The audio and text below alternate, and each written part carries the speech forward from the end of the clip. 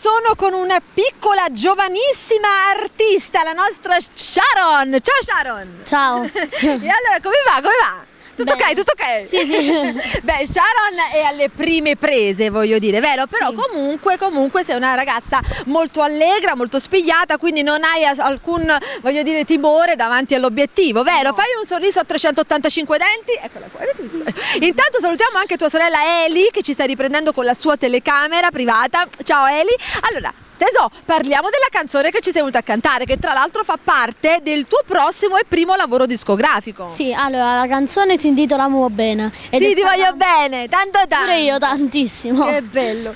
Allora, è stata scritta da Enzo Lucarelli e arrangiata da Davide Russo. Che quindi gli mando un bacione. Pure io.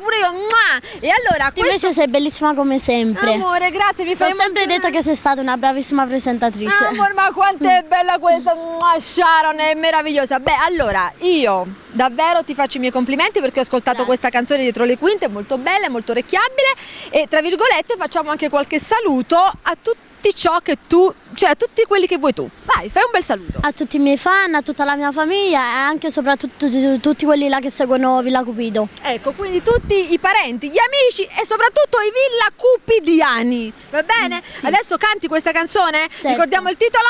Muo Bene. Tanto, andiamo, Sharon!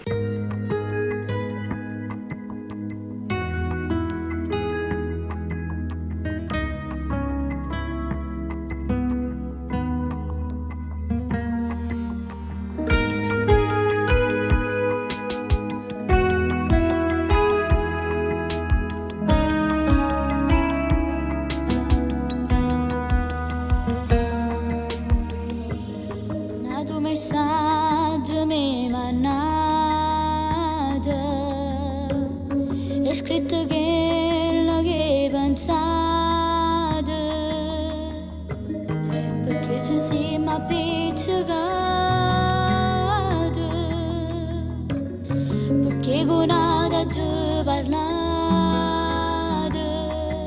a gelosia che supera l'età. Non faccio me guardate con l'occhio in terra salutate la spiegazione